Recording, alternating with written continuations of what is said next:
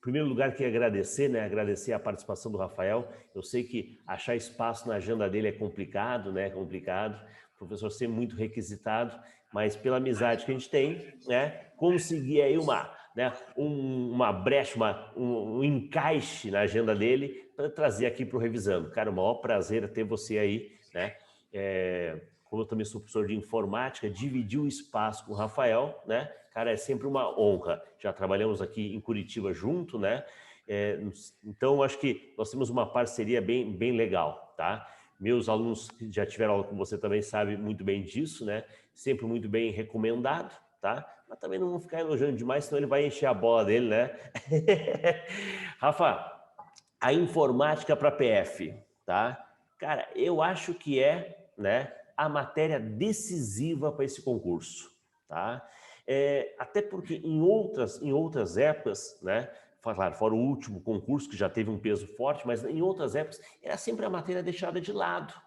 Né? Então, o cara tem que estudar direito, o cara tem que estudar, né? Pô, policial tem que saber tudo de direito, parece, né? E contabilidade mesmo é uma outra dificuldade, a gente divide o espaço com ela, mas não sei, a informática, pela amplitude dela, não é aquela informática de aplicativo de escritório, não é o que você faz em casa ou no trabalho, né? Pô, é rede, é a parte de segurança e a parte de programação, eu acho que é muito amplo, muito amplo. E aí, curiosamente, o que eu tenho visto é que o pessoal da área de informática, o pessoal, né, que trabalha com a área de informática, ele não pendeu muito para esse lado de, vou fazer concurso. Eu falo porque eu tenho um filho, né, já grande, o Rafael conhece ele, e ele trabalha com desenvolvimento, né? Por que você não faz esse concurso? Concurso não é para mim. Tá bom, né? Tá bom. Então, a gente vê que quem está prestando concurso, o concurseiro realmente, ainda mais na área policial, é o cara que tem uma vocação para isso. Não que ele não possa conhecer informática, não é isso, mas é que muitas vezes não é o dia a dia dele, né? E eu acho que a matéria vai fazer uma diferença legal aí para a prova. Não sei. Qual é a tua visão aí, Rafa? Com certeza, cara. Primeiro é um prazer estar aqui com você. Você sabe a admiração que eu tenho por você, a nossa amizade, e um prazer estar com todo mundo aqui. E, cara, o que eu tenho notado dos alunos é exatamente, primeiro, o foco ainda era muito na PRF, né? E isso, de certa forma, entenda o que eu vou dizer agora, prejudicou a PF. No sentido de prejudicar, no sentido, sim, se fossem dois concursos em épocas bem diferentes, a preparação para a PF seria bem diferente do que está acontecendo nesse momento. E aí, o que eu tenho recebido de muitos alunos? Eu vou para a prova, não vou estudar programação, não vou estudar banco de dados. Meu amigo, mas se você for fugir dessas matérias, você está perdido. Mas cai pouco. O que é o pouco? Porque se a gente for analisar, são 4 questões de uma matéria, 4 questões de outra. É assim que funciona. No 2018, foram 4 questões de programação. 2 de Python, estou falando do cargo de agente, né? 2 de Python, 2 de R. Só que a gente tem que levar em consideração que em 2018 foi a primeira vez que programação entrou. Então, talvez agora eles venham com uma quantidade maior de questões, talvez eles venham pesando um pouco mais, porque na última prova foi bem básico, foi questões de sintaxe praticamente. Agora a gente vai ter que ter um entendimento, o último concurso foi o primeiro, agora dá para apertar um pouco mais. Nós não vamos falar aqui de você virar um programador, mas tem que ter noções, porque qual é a minha proposta agora? Vamos já começar a resolver as questões. Você não pode ir para a sua prova sem saber o que é lista, tupla, dicionário e conjunto. Isso dentro do Python, a chance de aparecer na sua prova é muito grande. São estruturas de dados. Então, lista, tupla, dicionário e conjunto. Vamos começar dividindo em 2 partes. Lista e tupla, nós vamos analisar juntos, depois vamos deixar para analisar dicionário e conjunto um pouquinho mais para frente. Então, vamos começar. Lista e tupla, qual é a grande diferença? As tuplas, elas são imutáveis. Quando você cria uma tupla, você não consegue depois alterar os valores da tupla. Pessoal, isso é o básico do básico. Você não pode ir para a prova tendo dúvida. Quem é que é imutável? São as listas ou são as tuplas? Lista, uma vez criada, permite você depois adicionar, remover elementos. Tupla, não. Criou a tupla, ela é imutável. Só que tem uma pegadinha que pode aparecer na nossa prova. Eu posso, e nós vamos ver isso aqui, eu posso criar uma tupla e dentro da tupla eu ter uma lista. E aí o que acontece? As tuplas são imutáveis, beleza. Só que se você tem, dentro da tupla, você tem uma lista, você consegue alterar o valor da lista e a tupla continua imutável. Porque, na verdade, o que o Python faz? Que é uma linguagem orientada a objeto. A tupla é um objeto e a lista é criada como outro objeto. Então, eu consigo alterar a lista e, ainda assim, a tupla continuará sendo o quê? Imutável. Beleza? Tranquilo? Para a gente começar a resolver as questões. Como é que se cria lista em Python? Colchetes. Quer criar uma lista? Por exemplo, a variável A recebe uma lista. Como é que se cria? Colchete. E as tuplas? Parênteses, mas com um detalhe. O parêntese ele é opcional. Eu posso criar uma tupla sem o uso dos parênteses.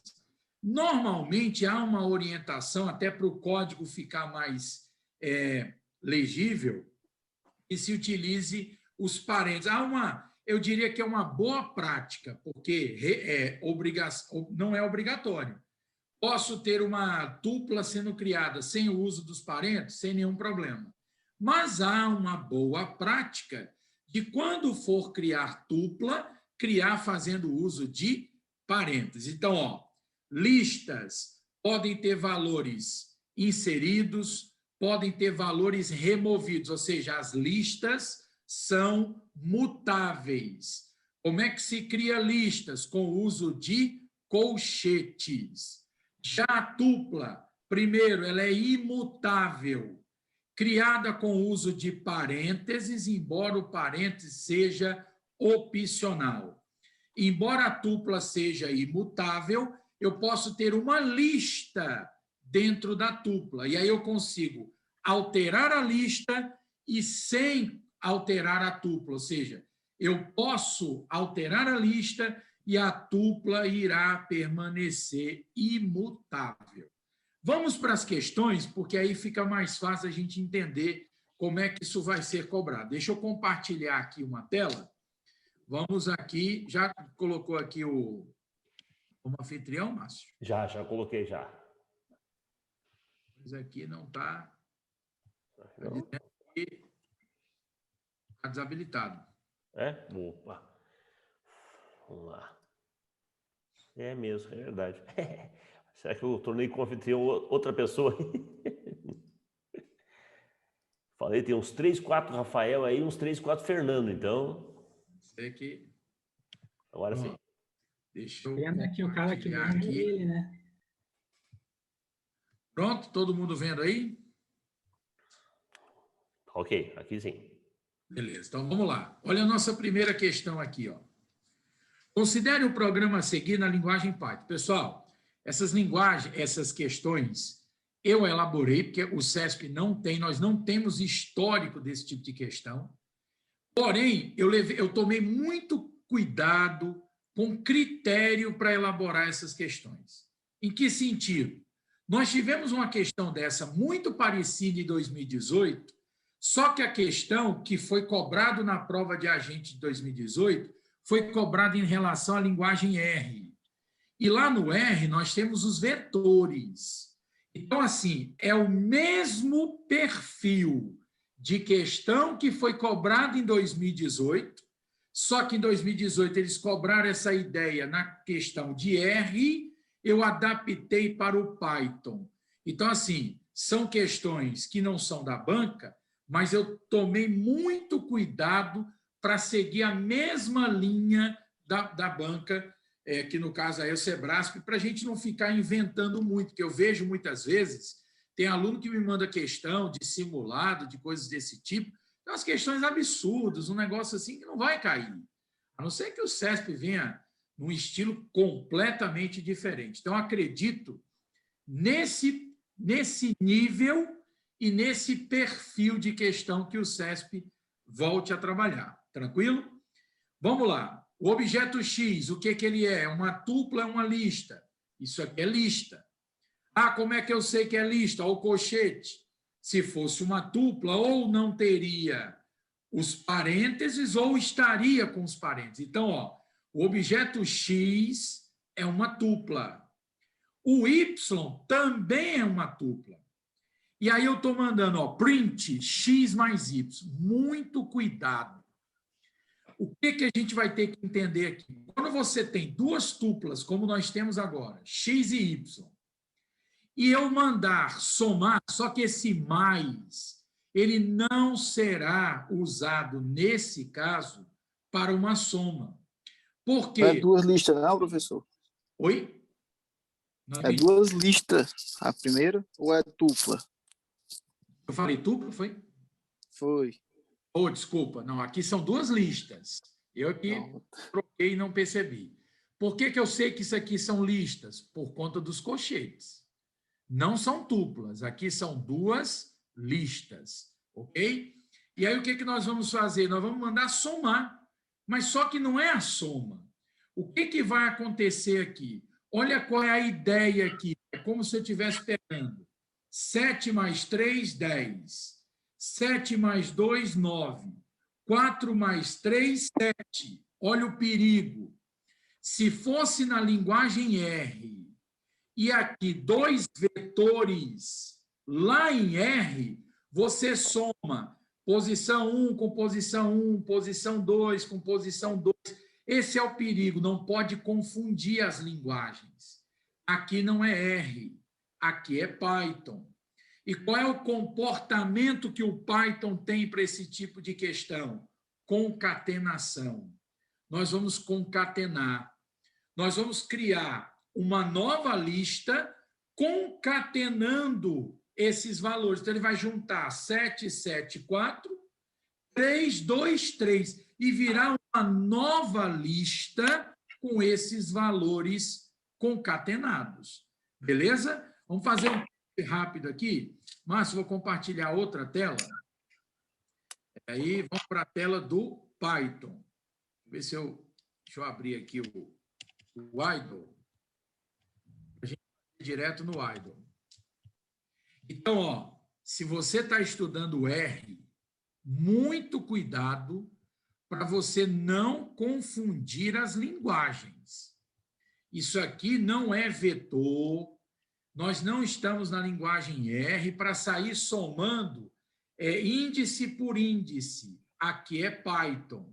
Então, vamos lá. Eu vou criar com outros valores aqui, porque os valores pouco importam. Objeto, a variável A, recebe uma lista com os valores 2, 7, 8 e 9. O objeto B recebe uma lista com os valores 5, 7, 1 e 8. E aí, como eu estou direto no interpretador, não preciso usar o print. Eu posso escrever logo A mais B. E o A mais B vai criar uma nova lista concatenando os valores do primeiro e do segundo, da primeira variável e da segunda. Então, ele criou 2, 7, 8 e 9, 5, 7, 1 e 8 numa nova lista concatenada. Portanto, voltando para a nossa questão, o gabarito da nossa primeira questão, o item está errado. Aqui passou a ideia de que a gente iria somar posição por posição, como se fosse vetor lá na linguagem R, gabarito para a primeira questão, o item está errado. Todo mundo aí conseguiu acompanhar bem essa parte? Podemos avançar aí? Tranquilo? Professor, tem uma dúvida. Diga aí. Se caso fosse dupla, em vez de lista. Mas veja bem, a diferença é que a tupla, você não... A grande diferença para a lista, nesse caso, é se eu tentasse modificar algum valor direto. Mas se você, por exemplo, ó, vamos voltar aqui para a tela do idle, fazer basicamente o mesmo exemplo. A recebe 2, 7, 8 e 9. Só que agora não é mais lista. Agora é uma tupla por conta dos parênteses. B recebe outra lista, 5, lista não, desculpa, outra tupla, 5, 7, 1 e 8. São duas tuplas por conta dos parênteses. A mais B, ele vai concatenar, mas observe que ele gerou uma nova tupla. Ele não gerou lista, né? E aí o resultado, pode prestar atenção, o resultado aqui em cima, ó, é com colchetes. O resultado aqui embaixo é com parênteses. Mas o resultado é o mesmo, porque é uma concatenação, seja no caso da lista, seja o caso da tupla. Beleza? São estruturas de dados diferentes, mas nesse caso, o resultado, não vou dizer que é a mesma coisa, porque uma coisa está gerando uma lista, outra está gerando uma tupla. Mas a ideia de concatenar é a mesma para os dois. Ficou claro isso aí? A gente vai já para a operação em relação à inserção, à exclusão, a gente chega já nessa parte aí. Podemos avançar? Ficou claro isso aí? Beleza, então vamos lá. Vamos para a nossa segunda questão. E diz o seguinte: considere o programa a seguir na linguagem Python. Agora tem uma modificação aqui, ó. Isso aqui é um cuidado que a gente precisa tomar. O objeto X, a variável X, recebe uma lista com os valores 3, 8 e 2. A variável Y recebe X. Aí tem uma característica. Quando uma variável recebe uma outra variável que contém lista, o Python, vamos marcar isso aqui, ó. Quando o Python olhar para essa linha aqui, ele vai entender que são duas variáveis apontando para uma única lista. Então, olha o que acontece, olha a pegadinha dessa questão. Nós vamos criar uma lista contendo os valores 3, 8 e 2. É a lista que nós vamos criar. Lembrando que em Python, o índice começa em 0. Então, a gente tem que entender que o Python vai entender que isso aqui é índice 0, índice 1, vou melhorar isso aqui, índice 1, e aqui, ó, é índice 2. Por que nós precisamos tomar cuidado? Porque lá na linguagem R, o índice inicial é 1. Isso é um perigo, porque em Python começa em 0 o índice, e na linguagem R começa em 1. Aí fica essa... Como é que eu faço para memorizar isso aí? Bom, às vezes tem umas dicas que chegam a ser até dicas muito bobas, né? Mas eu sempre digo o seguinte, por mais idiota às vezes que a dica seja, se ela te ajudar a memorizar, tá valendo. Então, se você chegar na prova e tiver com a dúvida, o Python, o índice é 0 ou começa em índice 1? Vamos tentar usar essa dica aqui, ó. É uma dica boba, mas ela pode te ajudar. Pega o nome Python, tudo bem, isso aqui é um O, mas esse O aqui pode muito bem ser pensado como um 0, né? Então, o Python, o seu primeiro índice é quanto? 0. Lá em R, o índice é 1. Então, se ficar na dúvida, se o Python começa com índice 0 ou índice 1, talvez essa dica aqui te ajude. Você vai pegar o O ali e vai pensar como 0. Então, o Python é índice 0. Tranquilo aí, pessoal? Ficou claro essa parte? Então, vamos lá. Isso aqui é a nossa lista. Quem é que contém essa lista? A variável X. A variável X recebeu essa lista. Só que a pegadinha vem agora. Quando eu escrevo Y recebe X, olha o que o Python faz.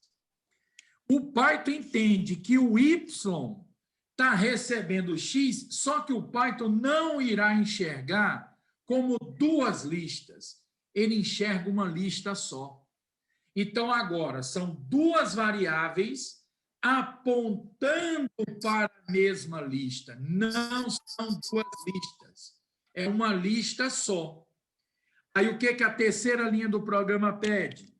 Presta atenção aqui, ó. X, quando eu escrevo X, entre colchetes, menos 1 igual a 9, só uma observação. Esse menos 1 aqui é o índice que nós vamos acessar da lista.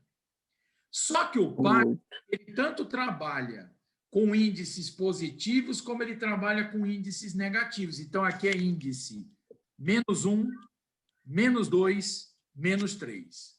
O que essa linha está dizendo? Vá lá no índice 1, ou melhor, vá no índice menos 1 e faça ele receber 9. Quando eu digo faça ele receber 9, eu apago o conteúdo do índice menos 1 e faço ele receber quanto? 9. 9. Aí muita gente diz, você alterou o X, ó, porque aqui ele mandou alterar o X, mas aí é onde está a pegadinha.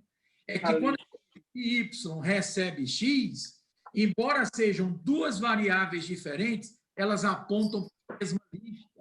Então, se eu alterei esse valor, eu alterei tanto para X quanto para Y.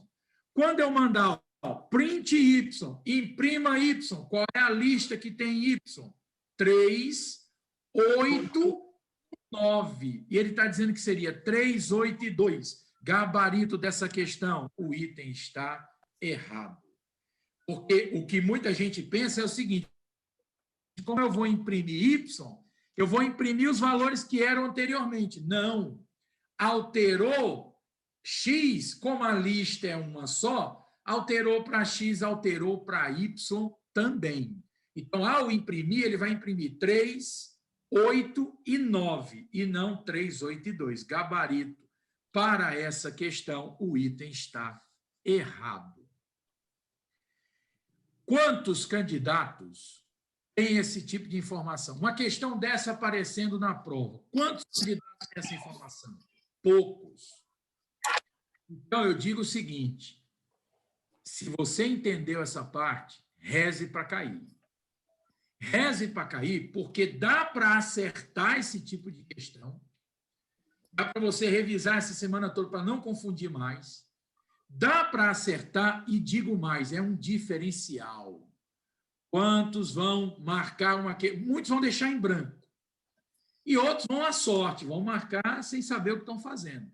Então, a gente tem que transformar isso aqui no nosso diferencial. Agora, a gente vai ficar na dependência do CESP. Como é que ele vai cobrar? Será que ele vai cobrar esse tipo de situação? Não sei. Se eu fosse elaborar essa prova, eu utilizaria, sim, na prova, conceito de tupla, conceito de lista. Porque se está cobrando Python, vamos cobrar alguma coisa que seja, não é nada avançado. Isso aqui, acredite, é o básico do básico. Nós estamos falando basicamente de estrutura de dados. Não é nada de outro mundo aqui. Mas é um detalhe que a gente precisa entender. Beleza? Tranquilo aí, pessoal? O que vocês acharam aí dessa questão? Alguém quer fazer alguma pergunta aí? E aí? Tomara que caia. Pois é. Tranquilo? Então, assim, não sei se alguém já tinha... Oi? Deixa eu perguntar uma da última lá, que você falou das tuplas. Se eu pegar tuplas de tipos diferentes e tentar concatenar, dá pau? É que é o seguinte... entendi tua dúvida. Não, é porque é o seguinte, ó, vamos lá, vamos para o idle que é melhor. É que a lista ela é heterogênea, né? Mas a tupla ela é homogênea. Se eu tentar concatenar as tuplas, dá pau? Mas, ó, vamos lá. Vamos para cá, ó.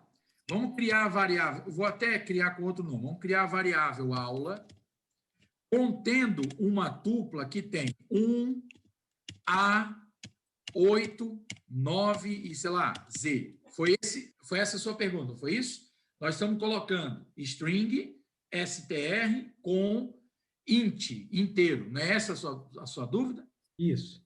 Pronto, então vamos lá. Se a gente perguntar qual é o tipo da variável aula, ela é uma tupla. Ela é tupla. Aí vamos criar uma outra variável chamada curso. E essa variável curso ela vai receber só valores numéricos. 1, 2, 1, 4, 5, 6 e 7, por exemplo. Como nós estamos falando de uma concatenação, aula mais curso, olha o que acontece. Não importa. Ele está simplesmente juntando. Ele está simplesmente o quê? Concatenando, gerando uma outra lista. Ou lista não, gerando uma outra tupla, porque ele gera uma nova tupla com esses valores o quê? Concatenados. Agora, qual o cuidado? A gente não vai fazer com isso aqui operações aritméticas. Então, vamos imaginar que aparecesse assim na prova. Alguém saberia dizer o que aconteceria agora? Acho que aí vai dar pau, né? E aí? Tava nulo. Como é? Tava nulo. Não. Sabe o que ele vai fazer? Fala.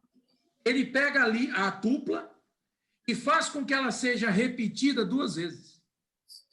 Então, ele não fez uma operação aritmética. E é isso um cuidado que a gente precisa tomar. O Python, por exemplo, o asterisco, ele tanto pode ser usado para multiplicação, como ele pode ser usado para repetição. E quando é que ele repete? Por exemplo, se você pegar, esse caso aqui era uma tupla, que a gente usou um asterisco e o 2. O 2 indica a quantidade de vezes que ele vai repetir. Então, ele pegou a tupla, que era a aula. Qual era a tupla aula? Ó? A tupla aula era 1A8,9Z. Então, ele pegou uma vez e repetiu de novo a segunda vez. Se a gente pegar aula vezes 3, ele vai fazer com que ela seja repetida 3 vezes. 3 vezes. 2, 3. Entenderam aí o detalhe? Agora, você já deve ter estudado que o Python é uma linguagem fortemente tipada. Já ouviram essa expressão? O Python é uma linguagem fortemente tipada.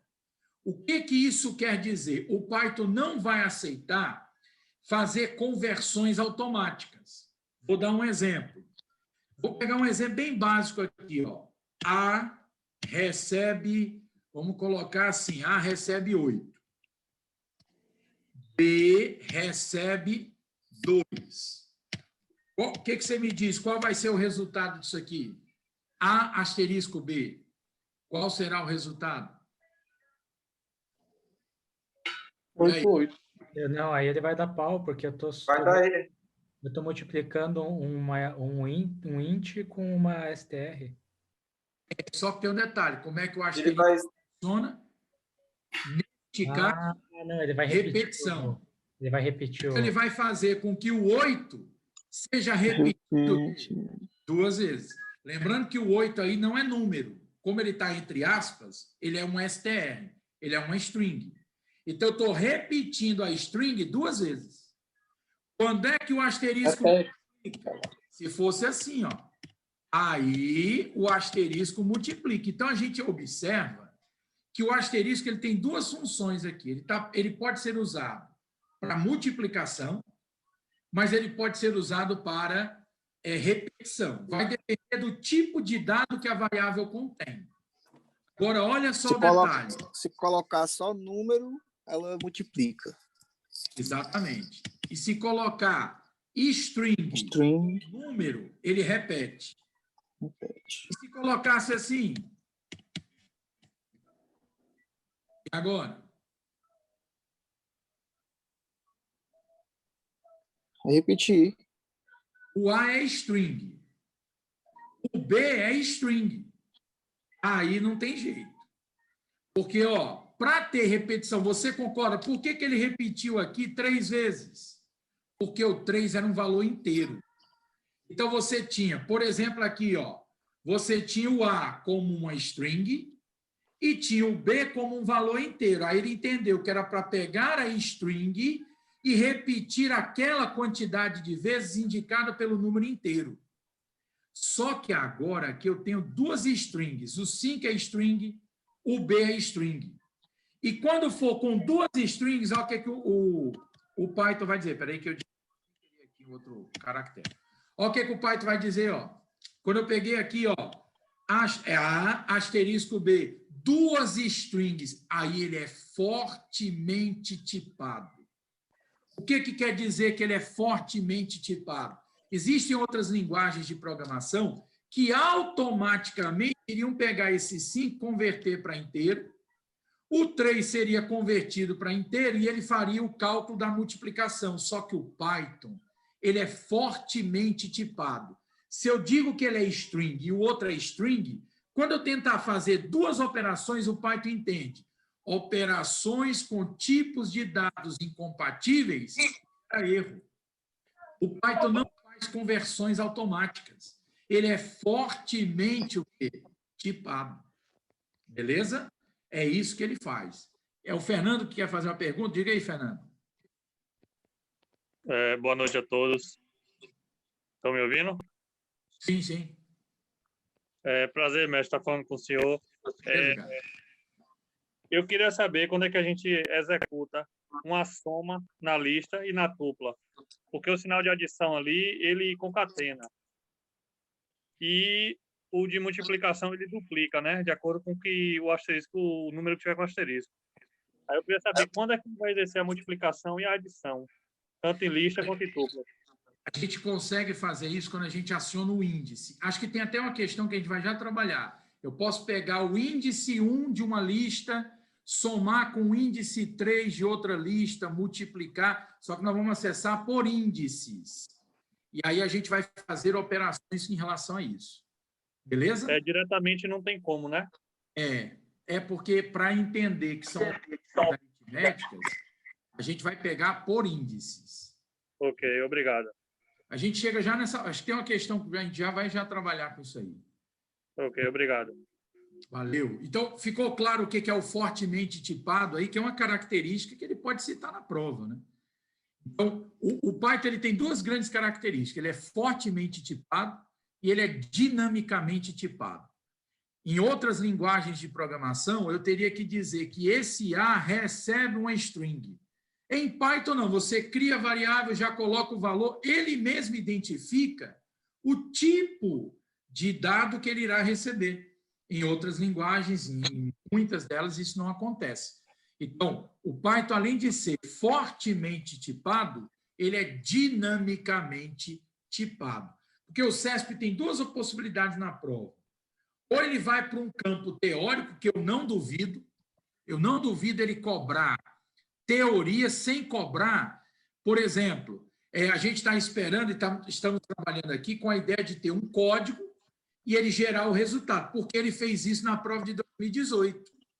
Só que agora, em vez de ele dar o código e perguntar o resultado, ele pode fazer afirmações teóricas. Por exemplo, ele pode dizer que, ao efetuar uma operação envolvendo uma string e um valor inteiro, eu vou ter uma repetição de string, o que é correto. Se eu tenho uma string e um valor inteiro, o asterisco não multiplica, ele repete. Eu quero mostrar para vocês que existem muitas possibilidades. Né? Quem é que fez aí a PRF? Eu fiz. PRF? Eu fiz. E achei uma prova cair em cima da outra, hein? Puta, esse é muito... Eu fiz. Me tire uma dúvida de física. Tinha cálculo em física ou foi só teoria? Só teoria. Entenderam o que eu disse em relação ao CESP agora? Em vez de ele trazer um código perguntando o resultado, como ele fez em 2018, ele pode partir para a teoria. Mas até matemática teve uma questão que foi teórica, que perguntou se era PA ou PG. Não precisava nem fazer cálculo para saber. Pois é, isso, assim, a gente tem que estar atento a essa possibilidade de mudança de perfil da banca. Então, assim, o fato de ter colocado o código. Diga aí, Fernando. Quantos por cento só? Gostaria de saber qual a diferença de fortemente tipada para dinamicamente tipada. Por favor. Fortemente para dinamicamente, né? Então, vamos lá. Olha o que vamos começar por dinamicamente tipado. Olha o que é ser dinamicamente tipado. A recebe 3. Fernando, me diga qual é o tipo de dado que a variável A contém. Um string. Por quê? Porque tem as aspas, né? Por causa das aspas. Eu disse isso para o Python? Não, né? Não. Identificou automático. Agora, olha aqui, ó. B recebe 3. Qual é o tipo da variável B? Inteiro. Isso é ser dinamicamente tipado. Eu não preciso declarar qual é o tipo de dado. Porque, às vezes, tem coisas que a gente só consegue entender quando a gente consegue comparar. Existem outras linguagens de programação que a gente faz assim. Cria a variável e diz, ó, a variável A, ela é do tipo int. Então, eu estou preparando a variável A para receber valores do tipo int. Então, a gente tem que declarar qual é o tipo de dado que ela irá receber. Em Python, você não declara, você cria a variável, coloca o dado lá dentro e dinamicamente o Python entende se ele é string, se ele é inteiro. Eu não preciso declarar. Ficou claro o que é a ideia do dinamicamente tipado? Sim, ficou claro. Outra coisa, você concorda que o A aqui ele é uma string, correto? Sim. Durante a execução do programa, durante a execução do código, pode acontecer isso aqui, ó. Durante a execução do código. O A, ele era inteiro, e durante a execução do código, ele virou uma... desculpa, vamos colocar aqui, o A recebe 5 e A recebe curso. Então, o que eu quero mostrar? Que nesse momento aqui, o A recebia um dado do tipo inteiro, e durante a execução do código, o A já virou uma string. Ele é dinamicamente tipado. Eu não sou obrigado, se eu criar ele como inteiro, ele vai ter que ir como inteiro até o final. Não. Durante a execução, ele pode sofrer uma alteração de tipo. Então, isso é ser dinamicamente tipado. Ok. E o que é ser fortemente tipado? É aquele exemplo anterior. Vou colocar o A recebendo 3, vou colocar o B recebendo 2, mas, tanto A quanto B são strings. Sim. Na hora que eu tento fazer A vezes B, o Python diz, não pode. São duas strings. Então, o que quer dizer fortemente tipado? Ele não faz conversões automáticas. Se ele era string, ele vai permanecer como string. Ele não vai converter o valor para não dar erro. Existem linguagens que ele converteria isso aqui automaticamente para inteiro. O Python não. Se aqui era string, ele vai permanecer como string. E vai dizer, esse tipo de operação não é permitido porque são variáveis do tipo quê? String.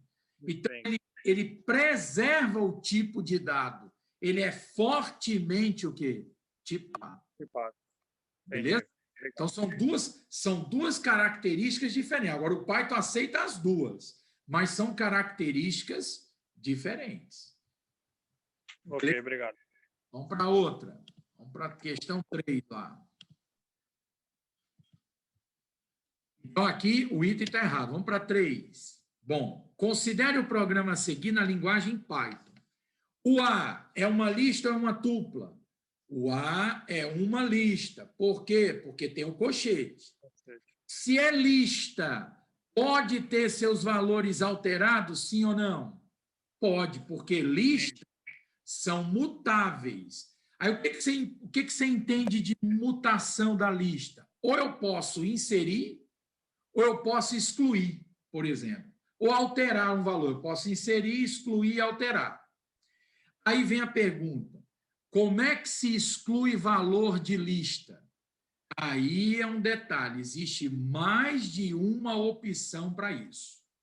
Para a gente entender, eu vou abrir de novo aqui o Idle. Vou até pegar uma tela limpa aqui para não ficar misturando com o que a gente tinha visto anteriormente. Então, deixa eu abrir aqui, vou compartilhar outra tela do Idle. Ver se ele já abriu aqui.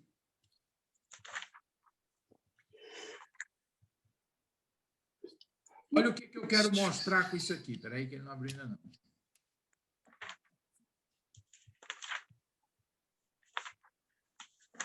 Pronto, deixa eu compartilhar essa tela aqui. Ó. Aqui a gente vai ter que tomar um cuidado. Eu vou criar uma variável A que recebe uma lista com os valores 1, 5, 6, 2, 8, 4. Pessoal, como é que eu posso apagar elementos de uma lista? Existe mais de um método para isso. Existe, na verdade, a possibilidade de usar a instrução del.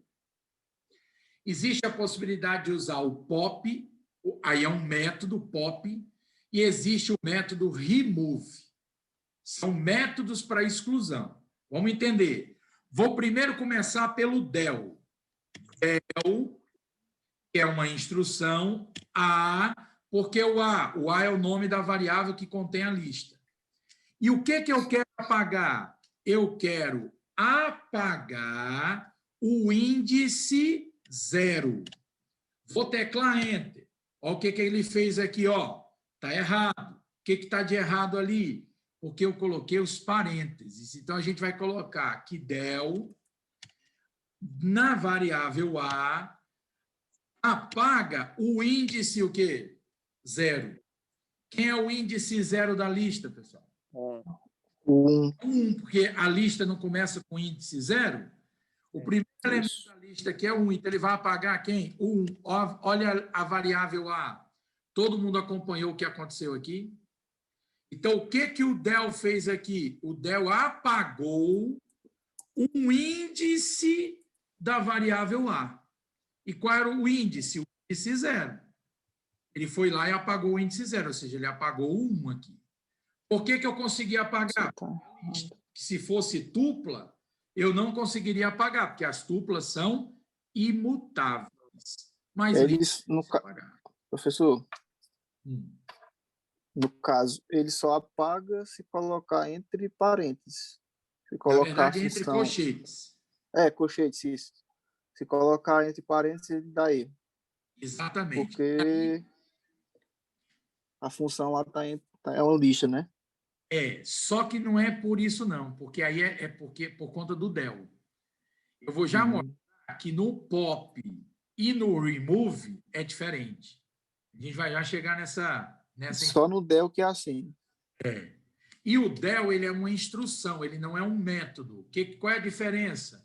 É que o del vem antes do nome da variável. Eu coloco o del, o nome da variável, e como eu vou dizer o índice, eu coloco o índice dentro de colchete. Beleza? Agora, essa outra forma. A ponto pop, olha só essa outra forma.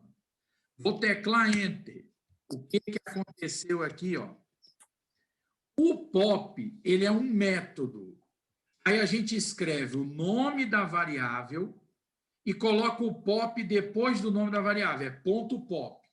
O pop, se você não disser nada para ele, ele apaga o último elemento da lista. Ele vai lá no último e apaga. Quem era o último? Ele apagou o 4. Mas isso por quê? Porque eu não disse qual era o elemento que eu queria apagar. Eu fui lá e só coloquei A.pop, entre parênteses, não coloquei o que eu queria apagar. Então, ele foi lá e removeu o último item da lista. Porém, poderia ter isso aqui, ó, remove. Vou colocar aqui 8. Alguém tem ideia do que vai acontecer aqui? Não vou colocar 8, não. Deixa eu colocar aqui 2. Alguém tem ideia do que vai acontecer aqui? Vai gerar outra lista sem o 2. Ele vai remover, mas a pergunta é, ele vai remover o índice 2 ou o elemento 2? O índice 2. Esse é o detalhe. O remove não apaga O elemento. ele apaga o elemento. Remove apaga o Porque elemento. senão fica bagunçado. Como é que nós vamos resumir? Se cair na prova, remoção de elementos de lista, 3 possibilidades. Ou cai o del, ou cai o pop, ou cai o remove. O del, por ele ser uma instrução, a gente coloca a instrução antes do nome da variável. Então, é del, espaço, o nome da variável. Essa é a primeira diferença. No pop e no remove, é depois do nome da variável. Então, a.pop ou a.remove. Eles são métodos, então vem depois do nome da variável. E qual é a grande diferença do pop para o remove? O pop apaga por índice e o remove apaga por elemento. Essa é a diferença. Agora, ó, se fosse assim, a.pop, colocar aqui, 1. Como o pop apaga por índice, o que eu estou pedindo aqui? Vá lá no índice 1 e remova o índice 1. Quem é o índice 1 agora? É o 6. Ó. É o 6. Porque começa em 0, então 0, 1, 6. Então ele apagou o 6. Então observe que o pop apaga por índice. O remove apaga por elemento. Então, se eu colocar a.remove e colocar aqui, por exemplo, 0, tem o elemento 0, ele vai dizer, ó, esse elemento 0, ele não está na lista. Entenderam a diferença? Se eu colocasse a.pop, 0... Ele ia apagar o 5. É para apagar o índice 0. Aí ele foi lá e apagou o 5. Deu para anotar isso aí? Deu para ficar claro? Show. Sim. Então, ó, das 3 remoções, o del e o pop apagam por índices. O del também apaga O apaga por elemento. Essa é a diferença. Coisa. No caso, o pop, se não, tanto o pop quanto o remove, se não colocar o número que eu quero que ele apague, ele vai apagar o último da lista ou só o pop? Não, é só o pop. E se a gente criar aqui a variável A de novo, contendo uma lista. Ó, aí se eu chegar aqui e disser assim, a.remove, e não colocar nada dentro do parênteses, ó, ele vai dizer, ó, você tem que indicar o elemento que você quer excluir. Mas no pop isso aqui funciona. Se eu não indicar qual é o índice, ele entende que é o último. Aí vai apagar o último. Beleza? Certo. Então, só quem apaga dessa forma é o pop. Fernando, diga aí. Não, o colega já perguntou isso aí. Eu ia perguntar se dentro do parênteses dos colchetes estivesse vazio, se fazia a mesma função do pop, mas o colega já perguntou.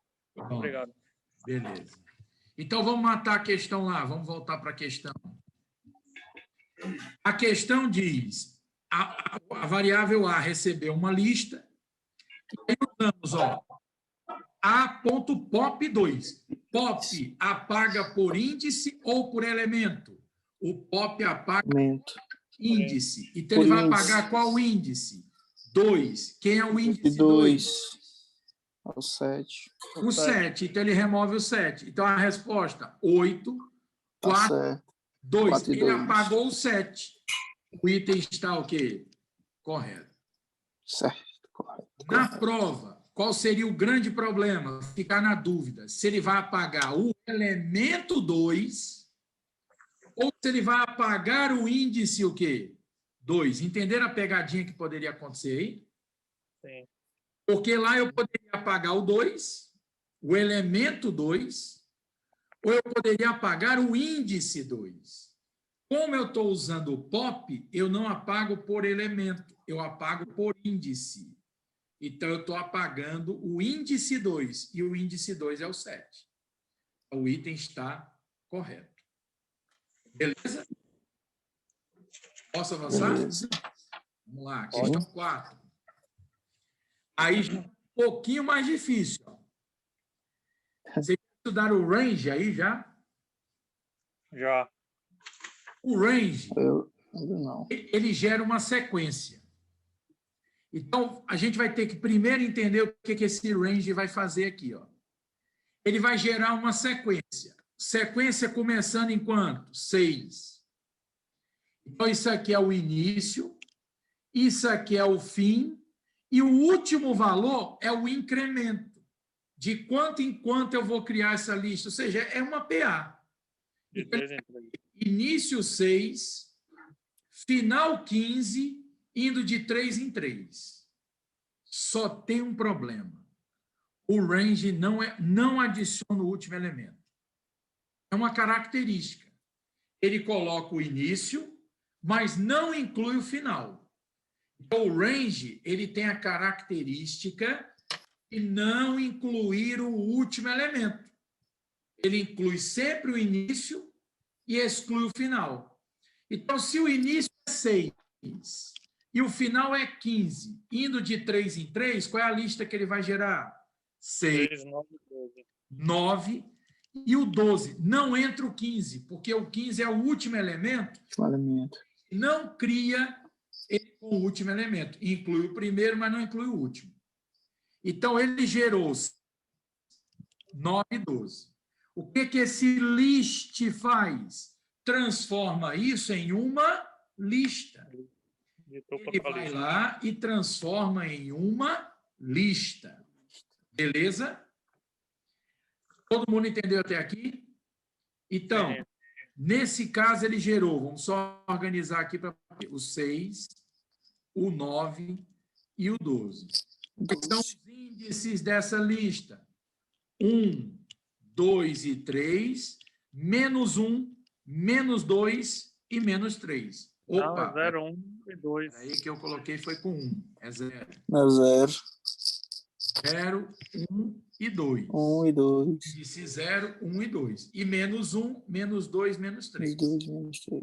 Ao escrever y recebe x entre colchete menos 1, nós vamos pegar o índice menos 1 de x. Quem é o menos 1 de x? 12. Mais quem é o índice 1 de x? 9. Índice 1 9. é o 9. 12 mais 9. 21. Ele está dizendo que está dando 18. Portanto, o item está o quê? Errado. Beleza? Deu certo aí? Pode explicar ali de novo? Posso? Aqui, ó, o que a gente tem que... torna essa questão mais difícil é, primeiro, entender como é que o range funciona. Esse é o primeiro problema. Toda vez que se deparar com range, ele vai gerar uma lista. Na verdade, não é nem o nome correto, não é nem lista, ele é um gerador. Ele vai gerar... Ele vai gerar valores. E quais são os valores? O início 6, com o final 15. Se você quiser, você pode pensar assim, comece em 6 até 15. Para não correr risco, corta logo o 15. Porque, para não correr o risco de você errar, por que eu estou cortando o 15? Porque o último elemento não entra. Se o último elemento não entra, e eu teria que ir até 15, de 3 em 3, então 6, 9 e 12. O 15 já não entra. Então, o 15 aqui já não vai o quê? Contar. Então, ele gerou o quê? Por que a gente chama ele de gerador? Porque ele gerou esses valores aqui, ó, 6, 9 e o 12. Tranquilo?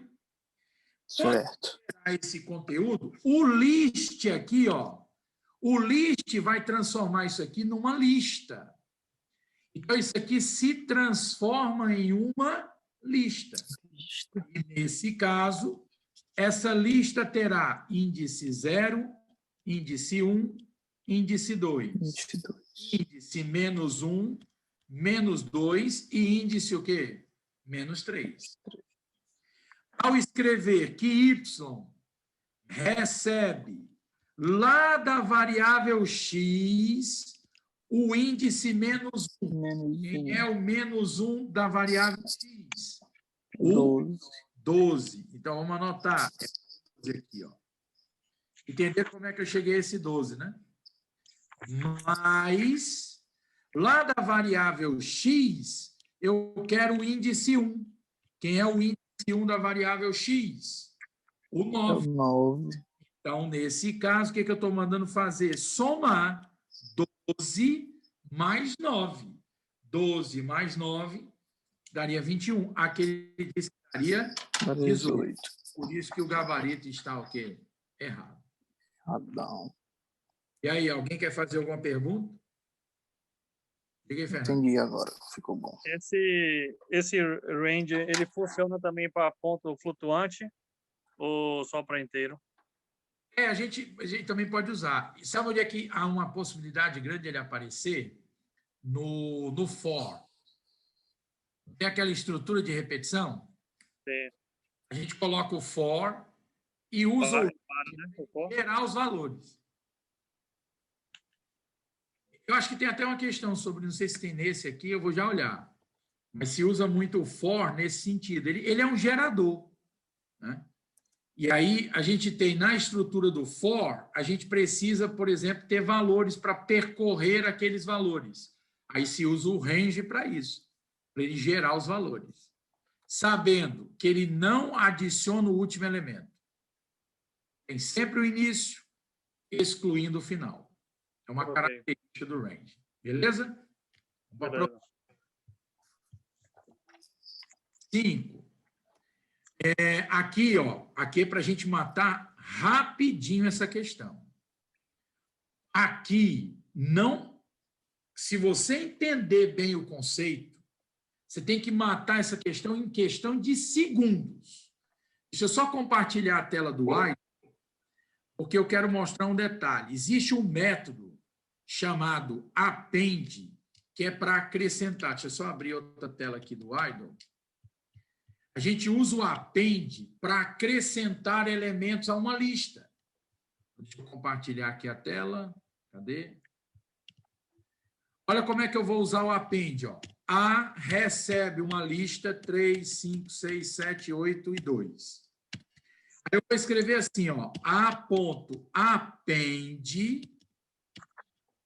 entre parênteses, vou colocar 1000. Vou teclar Enter. O que ele fez? O append adiciona valores a uma lista. Só que ele adiciona ao final da lista.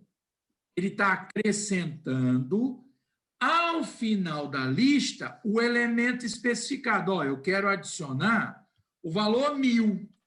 Mas onde é que ele adiciona? Ao final da lista. Por que eu faço isso? Porque listas são mutáveis. Eu posso ir lá modificar os valores, modificar, acrescentar. Ficou claro isso aí? Por que eu disse que aquela anterior a gente tem que matar de forma muito rápida? É uma tupla. A variável A. O que é a variável A? A tupla. É uma tupla, está entre parênteses. Se ela é tupla, qual é a primeira coisa que eu vou lembrar? Ela é imutável. Imutável. Como é que eu vou adicionar um elemento a uma tupla? Não adicione. O que ele está dizendo aqui iria funcionar se fosse uma lista. Mas como é tupla, como é que eu sei? Parênteses, o A recebeu uma tupla. E se ela é tupla, ela é imutável. Você não muda. Então, o gabarito aqui está o quê? Errado. Errado. Acompanhar o raciocínio aí? Professor. Beleza? Diga aí. Ok, né? O senhor falou aí, né? A gente já viu que a tupla é imutável e a lista é mutável, né? Aí, lá no entanto, lá no início, nós conseguimos aí concatenar uma tupla. O que eu posso, então, raciocinar? Porque na concatenação, para mim, parece que ela mudou, né? Parece que ela sofreu uma mutação aí, né? Porque juntou. Que eu posso, então... Mas deixa eu só te ajudar nesse raciocínio. Sabe o que aconteceu lá no início? Ele gerou... Sim. Entendeu o que aconteceu? Ele gera uma nova. Ah, sim. Porque eu entendi sua dúvida e por isso que eu decidi falar logo antes de você terminar, que era para você, durante o raciocínio, já pensar. Porque, de fato, você pensou, mas peraí, se ela é imutável, como é que ele juntou as duas? É que ele criou uma nova tupla. E é essa nova tupla que recebeu a junção das outras duas, da junção das duas, na verdade. Não é a mesma tupla que foi... Certo. Que se juntou a outra. Ele gerou uma nova. Esse é o detalhe. Ah, entendi. Entendi. Continua sendo imutável. Tá bom. Eu acho que é isso. Então, eu remover, adicionar, então isso eu não consigo numa tupla, né? Só se dentro dela tiver uma lista. O remove. Sim, entendeu sim, aí? tá bom. Fechou, acho que era isso. Acho que tem uma questão. Entendi. Uma lista, uma tupla, e dentro dela tem uma lista. Questão 6. Analisar aí, beleza? Mas nisso eu já tenho que entendi. Não, eu já tenho que criar a lista. Eu já tenho que criar a lista dentro da tupla. Eu não consigo adicioná-la depois. Depois, não. Pronto, é a questão 6, ó. Ó a questão 6. O X é uma tupla, porque está entre parênteses. Só que, ao olhar por parênteses, eu tenho ali colchetes. Então, eu tenho uma lista dentro da tupla. Diga aí. Só uma dúvida na questão anterior. Tem como indicar o... Como é o nome? A posição? Do... Que vai colocar ou tem que ser sempre no final? Só que não é pelo append. Se você quiser adicionar em uma determinada posição, você vai usar o método insert. Aí escolhe o índice, tá? Olha o que eu tenho na variável A. Olha os elementos que eu tenho. Aí eu vou dizer assim, ó, A.insert, vá lá no índice 3 e adicione o valor 5.000. Quem é o índice 3? Aqui é 0, 1, 2, 3. Você concorda que o 3 é o 7? Sim. Ele vai afastar o 7 para virar índice 4. E quem é o índice 3 agora? 5.000. Aqui, ó. Ele não substitui, ele só empurra para frente. Ele fez a inserção. Entendi. Pode substituir? Entendi. Ou não? Pode, é só fazer assim. A, que é o nome da variável. Qual era o índice lá? Vamos pegar os 5.000 de novo. 5.000 é índice 3, né? E diga assim. Vá lá no índice 3 e faça ele receber 600. Eu não estou acrescentando, eu estou substituindo. E ao substituir, deixa de ser 5.000, passa a ser 600.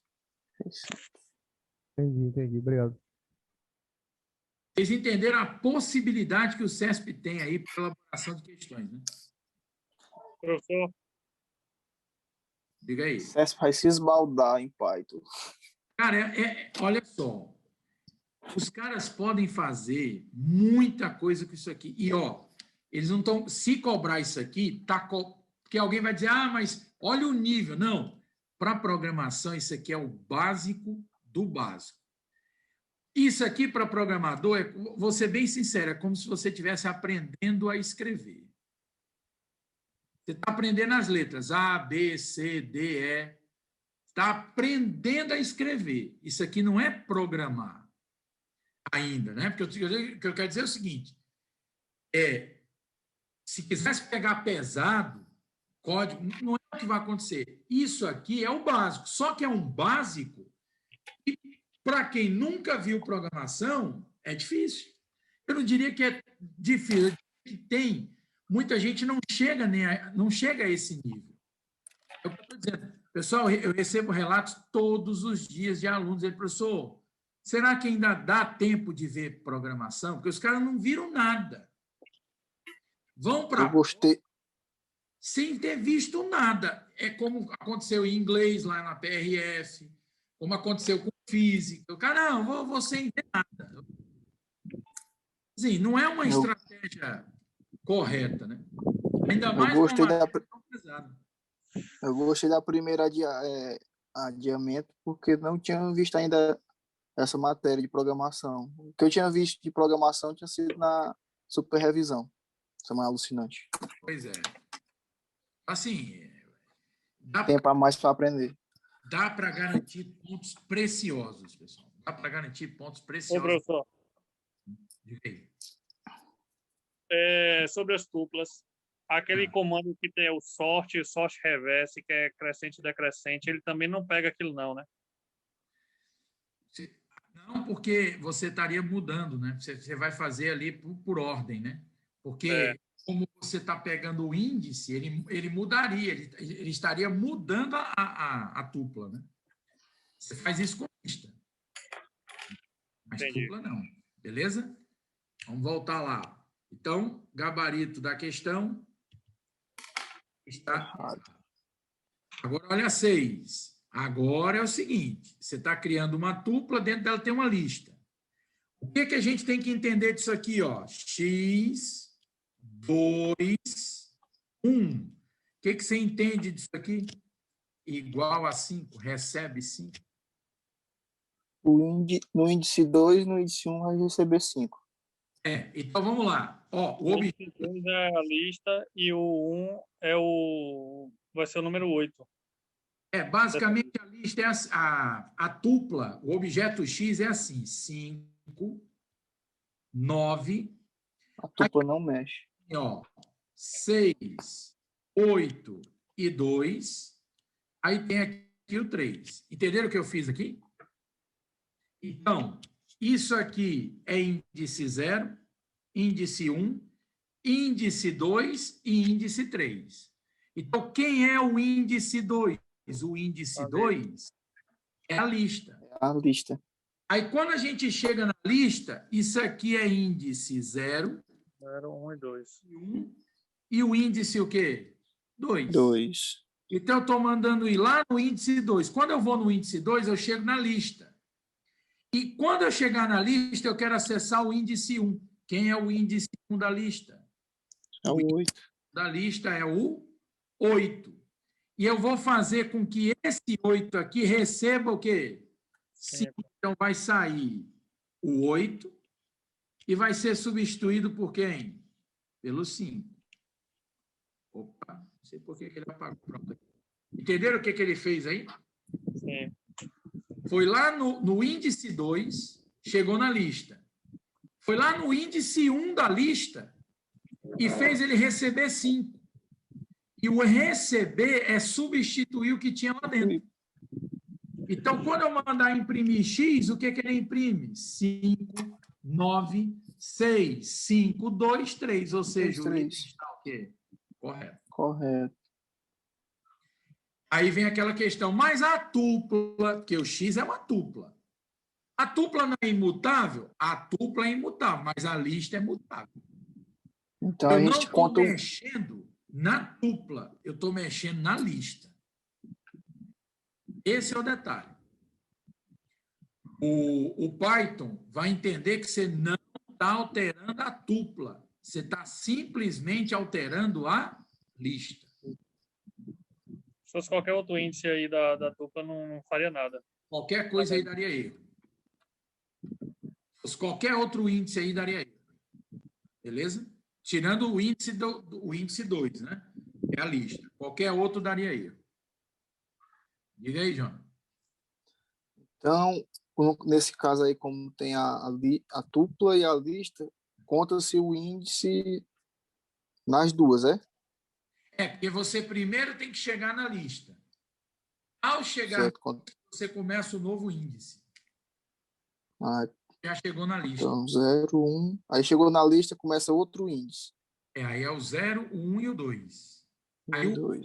1 era o 8. Aí ele fez com que ele recebesse 5. Aí, nesse caso aqui, na tupla. 0, 1, o 2 é no 3, o índice, na tupla. É porque anteriormente era o 8. Ah, você diz Não, o 3. só o índice da tupla, para O índice 3 é o 3. 2, não? Não, é o 3. É verdade. 0, 1. 3 aqui, ó. Ah, tá certo. Beleza? Certo. Entendi. Vamos lá. Entendi agora. Entendi. Questão 7. Aí não é mais nem lista. Na verdade, sim. Primeiro, o que é esse objeto X? Um conjunto. Na verdade, ele é um dicionário. Dicionário, É verdade. porque é o seguinte, qual é o problema? É que as chaves, deixa eu melhorar essa chave aqui. Chave tanto representa dicionário como representa conjunto. E as duas possibilidades. Ah, como é que eu sei? Porque chave pode ser tanto conjunto, como chave pode ser dicionário. Como é que eu sei? É que se eu tiver um cenário como esse aqui, ó, se eu tiver chave 1, 2, 3, ou seja, quando eu olho para chaves, eu só vejo valores. Valor 1, valor 2, valor 3. Aí isso aqui é um conjunto. Quando eu olho para cá, eu vejo A, 2 pontos, aí tem aqui um 3 e um 4. Aí eu vejo o seguinte, que esse A é uma chave Referente a valor. e um valor. Aí quando eu tenho uma combinação chave e valor, aí eu não é um conjunto, aí é um dicionário. É o que diferencia o conjunto do dicionário. O dicionário vai ter chave e valor, chave e valor. E os conjuntos vão ter só valores. Mas os dois serão representados com o uso de chaves. Beleza? E aí o que acontece? Quando eu olho para esse dicionário, eu vejo que dentro do dicionário eu tenho uma lista, esse 3 e 4 é uma lista, e eu tenho uma tupla, ó, 4, 7, 8 é uma tupla. Então o dicionário aceita ter dentro dele listas e tuplas. Conseguiram visualizar isso aí? Ok, professor, uma dúvida aqui. Então, no dicionário, o A seria a chave, aí a chave sempre vai ter um valor correspondente. Tanto que a sintaxe coloca o nome da chave, 2 pontos, o valor que você tem associado à chave. Aí, vírgula, chave, valor, vírgula, até fechar. Exatamente, ó. Fica assim, ó. A chave, 2 pontos, o valor. Vírgula, chave, 2 pontos, valor. Aí, vírgula, e aí continua. Acho que beleza. Okay? E quando a gente for acessar os valores do dicionário, a gente acessa pela chave. Então, o que é acessar pela chave? O que você entende disso aqui, ó? O que vocês entendem sobre isso aqui, ó? Opa, peraí. Aqui é 1. Recebe 6. O que você entende? Lá, na chave 6, no índice 1, recebeu 6. Só que lá é uma dupla. Não vai poder exatamente. alterar. Aqui é a chave C. E dentro da chave C tem uma tupla. Como é que eu vou fazer o índice 1 da tupla receber 6 se tupla é imutável? Ele está fazendo aqui como se tivesse alterado. Ó. E isso aqui daria erro. Isso aqui daria erro. Porque eu estou tentando alterar uma tupla. E ainda transformou a tupla em lista. Ainda tem um erro aqui, eu nem tinha visto. A questão de ter aparecido aqui com colchetes. Ele ainda teria que ter mantido isso aqui com o parênteses, né? Eu nem tinha percebido também esse detalhe aí. Você tinha percebido? Professor,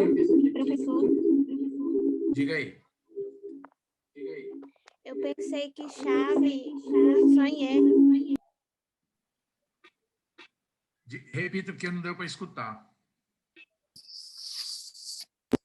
Eu pensei que chave só em R. Eu acho que porque você está com o áudio aberto. Ela pensou que chaves era somente na programação R. Não, não. Se for dicionário, nós vamos usar chave. Ah, é que no R você usa a chave pro Condicional. No R você usa a chave para o condicional. Não só para o condicional, para as estruturas de repetição também. Ali entra a ideia de estruturação, porque no R não existe a indentação obrigatória. A gente usa o bloco dentro de chaves, mas aqui é outro significado. A chave representa uma estrutura de dados que pode ser ou dicionário ou conjunto. Entenderam? Beleza? Vamos lá, né? Posso seguir? Então, o item aqui está errado. O próximo aqui, ó. Aí a pergunta. Essa variável A, ela é um dicionário, porque tupla não é. Porque se fosse tupla, estaria entre parênteses. Se fosse conjunto, seria colchete. Aí pode ser, como tem chaves, pode ser dicionário ou pode ser conjunto. E aí, é dicionário ou conjunto? Conjunto, só tem números. Só tem valores. Não existe mais chave e valor. Chave e valor é só valor. Então, isso aqui são conjuntos. E, pessoal, isso aqui vem da matemática. Conjunto mesmo da matemática. Conjuntos. E aí, na matemática, se trabalha com união, com diferença, exceção. É a mesma coisa que funciona na matemática. Teoria dos conjuntos. Aqui se aplica a conjunto do mesmo jeito. E quando eu escrevo, ó, print B menos A, não é, esse menos não é uma operação de subtração. É que eu excluo que tem exclusivo no B. É elementos de B que não estejam em A. Elementos de B que não estão em A. Então, vamos pensar. O A, o 0 aqui está em B, mas também está em A. Então, ele não é resposta. Ele tem que estar em B, mas ele não pode estar em A. O 2... O 8 e o 9. Mas o 2 também está em A. Então, ele não pode ser resposta. O 4 está em B, mas ele também está em A. O 6 está em B, mas ele também está em A. O 8 está em B e não está em A. Não está em A. A primeira resposta aqui é 8. O 9 está em B e não está em A. Então, o 9 é outra resposta. E o 1 está em B, mas ele também está em A. Então, a resposta seria só o 8 e o 9. Está dizendo aqui que seria 3 e 5. Ou seja, o item está errado. Teria outra possibilidade, professor, aí? Multiplicar ou somar? Não, aí as operações são diferença, união, interseção e diferença simétrica. Aí, como é que funciona isso? É com acento circunflexo, com o E comercial. O E comercial, ele representa interseção, só os que estão na interseção. O que eu fiz? Não sei se vocês viram aí. Alguns aqui devem ter aula no Alfa ou em outros cursos. Eu fiz um lançamento de um curso de Python na plataforma do Hotmart e de R.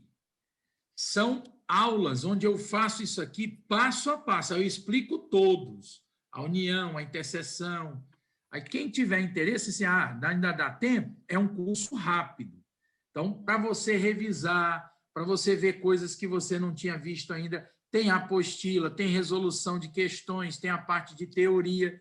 Se você colocar o vídeo lá em velocidade 1.5 ou até um pouco mais, você em um dia, você assiste isso aqui tudo. Então, quem tiver interesse, depois a gente pode gerar um cupom aqui especial para quem está aqui assistindo essa aula. Quem tiver interesse, a gente gera um cupom, vai sair, o curso vai sair por 20 e poucos reais, 29 reais. Então, quem tiver interesse, a gente pode fazer isso aí ao final. Beleza? Vale a Sim, pena, eu viu? queria. Porque não estava sabendo nada. E eu aprendi bastante coisa. Eu já respondo questão tudo hoje. Massa. Fiquei 2 dias. Eu tô entrando nas resoluções de... nas aulas de programação agora, É para na plataforma Python do e para Alpha. R, professor, esse curso? Oi? É para Python e para R? São 2 cursos, eles são separados, né? Tem o de R e tem o de Python. O que eu sugiro? Começar por Python e depois faz a comparação com R. Eu acho que assim, se você quiser começar ao contrário, mas eu acho que o ideal, pelo que eu noto dos alunos, eu acho que é mais fácil começar por R, ou começar por Python e depois estudar o R. É mais fácil mesmo. Aí você compara, né? Você já vai ter uma outra... Quando você chegar no R, você já vai ter uma outra visão do que é a programação, que já viu o Python. Professor, o R também ele é fortemente tipado? O R? A mesma coisa, só que lá ele tem outros tipos de objetos, né? Lá em R a gente trabalha com vetor, com matriz, com data frame, né? São outros tipos, até tem lista lá também, mas tem outra ideia. Então, são estruturas diferentes, né? Mas essa base de diferenciar maiúsculo e minúsculo é a mesma coisa. Os dois têm essa mesma característica. Beleza? Para 9. Aí entra o famoso if. É o se, né? O famoso se. E aí, essa questão 9 já vai exigir que você tenha outro conhecimento dos operadores aritméticos. Porque, no caso do Python, assim como o R, só que os operadores são diferentes, alguns são diferentes, né? Não são todos. Por exemplo, você tem que saber o que é essa barra aqui. Ó. Barra é divisão. Só que quando você usa barra, você pode ter resultados com valores de ponto flutuante. Exemplo, 3,5, ele tem casa decimal. Quando você usa barra, você só aceita resultado inteiro. Então, barra quer dizer divisão inteira. Então, vamos lá. Como é que se chega a resultado disso aqui? A recebe 17, B recebe 4. Aí vem assim, se é o if. Se A dividido por B, mas divisão inteira, for maior que B. Entenda, isso aqui é a nossa condição. Ó. Se ela for verdadeira, você executa essa parte aqui. Ó. Se ela for falsa, você cai no else. Se não, você resolve essa outra parte aqui. Ó. Resumindo, ou a gente vai resolver essa parte, ou a gente vai resolver essa outra aqui. A gente não vai resolver as duas. Isso aqui você só resolve se for verdadeiro, isso aqui você só resolve se for falso. Aí você usa o else para isso. Outra coisa que, inclusive, caiu na prova de 2018. Em Python, o 2 pontos aqui ele é obrigatório. Sem esses 2 pontos dá erro. Foi o que caiu lá na prova de 2018. Tanto como para o else. Desculpa não interromper. Pontos é obrigatório. Já em R, não se usa o 2 pontos. Aí é onde entra a chave, que aí define o bloco, né? Mas em Python, a indentação é que determina o bloco. Ó. Esse print ele não poderia estar no mesmo alinhamento do if. A indentação em Python ela é obrigatória. Se não tivesse essa indentação aqui, se não tivesse aqui, ó, isso aqui daria erro. É obrigatório a indentação. Diga aí. Sobre aquela questão que você está falando de 2018. O erro dela ali foi de sintaxe, não foi por causa dos 2 pontos. Não, foi por causa da chave. É porque a chave funciona. Não é totalmente desnecessário lá. mas funcionaria. Agora, a chave tem que ser editada também, né? É porque no Python 2 ela não funcionaria. Ah, entendi. No Python 3 ela funciona. Porque eu coloquei aquela questão eu coloquei aquela questão errada porque eu achei que essas chaves que estavam nessa questão de 2018 não foi por causa dos 2 pontos, por causa da sintaxe, e sim porque eu pensei que era só para R essas chaves, entendeu? Não, no Python 3 ele funciona. O grande erro ali é o 2 pontos. Obrigado. É o grande erro lá. E aí, ó, aqui a gente vai pegar o A dividir por B, divisão inteira. Se o A é 17 e o B é 4, 17 dividido por 4 vai dar 4. 4 vezes 4, 16, né? E aí vai ter resto 1, mas você não vai continuar a divisão. Ele para aqui, ó, porque a divisão é inteira. Aí eu pergunto, ó, 4 é maior que B? O B é 4. 4 é maior que 4? Isso é falso. Sendo falso, isso aqui morreu. Aí a gente cai no else. E o else vai mandar pegar o 4 e elevar asterisco, asterisco em Python é exponenciação. 4 elevado à terceira potência. 4 vezes 4, 16, vezes 4, 64, né? Ou seja, o item aqui está correto. Ele vai fazer 4 vezes 4 vezes 4. Vai dar 64. O item está correto. Isso porque lá em cima a condição é falsa, né? Se ela fosse verdadeira, se isso aqui tivesse dado verdadeiro, aí eu não teria caído no else, teria que ter resolvido essa parte aqui, ó. Quem não estudou ainda os operadores aritméticos tem que estudar, porque porcentagem em Python é o resto da divisão. A gente pegaria 17 dividido por 4, seria 17 dividido por 4, que daria 4, e o resto seria o quê? Seria 1. Isso aqui, ó, daria 1.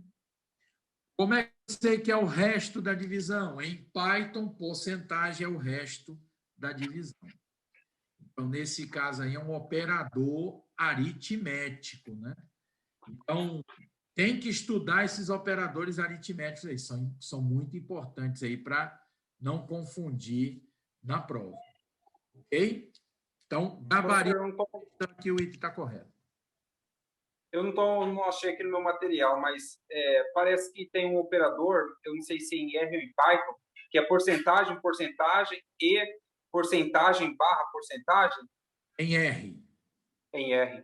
O R é porque, assim, aqui, como é que é a divisão inteira em Python? Barra, barra. Isso é em Python. Como é que é em R? Porcentagem barra porcentagem. É a divisão inteira. Divisão inteira. Aí, em R, resto é porcentagem, porcentagem. Aí é o resto. Beleza? Ok. Eu vou na semana alucinante, na verdade, na semana alucinante do Alfa, eu estou no material e vai ter na super revisão de véspera o quadro comparativo do Python com o R. Aí vai ter tudo isso aqui. Quem quiser, eu forneço até durante a semana, para que seja antes da revisão, para já ir estudando isso aí. Porque aí tem os quadros comparativos, como é no Python, como é que é em R, e aí fica mais fácil de visualizar. Beleza? Então, aqui o item está correto. Aí, a 10 é sobre o for. Né? Então, vamos lá. O for é aquela ideia de você ir percorrer itens de uma lista ou de uma string. O A recebe aula, e o aula é string. Então, aula, você tem A, U, L, A. Ok? Então, quando eu digo assim, ó, for x, x é a variável. Então, o x vai assumir cada elemento da variável A. Então, o x primeiro vai assumir o A, depois o x vai assumir a letra U, depois ele vai assumir o L e depois ele vai assumir A de novo. Por isso que a gente chama de estrutura de repetição, que como nós temos aulas, são 4 caracteres, a variável x, ela vai assumir 4 valores. Então, eu posso dizer que essa parte aqui, que é um bloco, ela vai se repetir 4 vezes. Porque a cada vez que o x recebe um valor, ela repete aquele bloco. Então, como é que vai funcionar aqui, ó? A primeira interação que ele vai fazer é fazer o x assumir a letra A. Quando o x assumir A, ele executa esse bloco aqui, ó. E o que que o bloco manda fazer? Pegar o B e multiplicar por imprimir. B vezes 2. Quanto é B? B é 3. 3 vezes 2, 6. A primeira coisa que ele começa é imprimindo 6. Depois que ele imprime o 6, ele faz com que o B receba B mais 1. Quando a gente escreve B mais igual a 1, é a mesma coisa de escrever isso aqui, ó. B recebe B mais 1. Qual era o valor de B? Era 3. Como ele vai receber mais 1, o B agora vai virar quanto? 4. O B agora é 4. Aí o X vai assumir a letra U e vai fazer imprimir B vezes 2. O B agora vale 4. 4 vezes 2, aí ele imprime 8. E faz com que o B receba B mais 1. O B era 4, 4 mais 1. O B agora passa a valer 5. Aí o X recebe L. E aí executa o bloco de novo. Na hora que ele executa o bloco novamente, ele imprime B vezes 2. Quanto é o B agora? 5. 5 vezes 2, 10. Aí ele faz o B receber B mais 1. O B era 5. 5 mais 1, 6. Aí ele vai para a última interação. O X agora recebe o A, que é a última interação que ele vai fazer. O 6 agora, o B vale 6. 6 vezes 2, ele imprime 12. E faz com que o B receba B mais 1. 6 mais 1. Aí o B recebe 7. Só que quando o X assumir todas as letras da string aula, esse bloco aqui, ó, para de ser o quê? Executado. Perguntar qual é o valor de B? O valor final de B era o B valendo 7. Mas ele não entra mais na interação, porque a interação tinha string aula. Então, o X fez com que esse bloco aqui fosse repetido 4 vezes. Então, ele imprimiu 6, o 8, o 10 e o 12. Então, neste caso aqui, o item está correto. Deu para todo mundo entender isso aí? Então, é uma estrutura de repetição. É uma das estruturas, né? Porque o for não é a única estrutura. Nós temos o while, que, por sinal, é para encerrar aqui as questões. A última é do while, que é o enquanto.